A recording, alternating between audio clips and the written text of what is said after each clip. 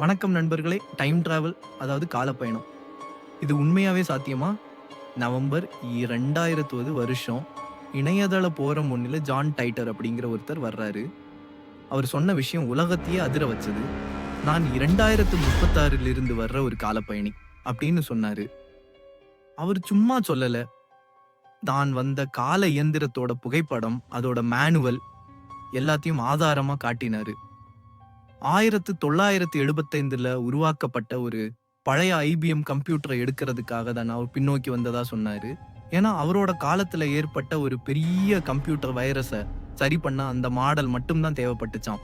அது மட்டும் இல்லாம அவர் சொன்ன சில கணிப்புகள் அப்படியே பலிச்சது. உதாரணத்துக்கு சிஎன்ஆர் என் அமைப்பு கருந்துளைகளை பத்தி ஆராய்ச்சி பண்ணுவாங்கன்னு சொன்னாரு.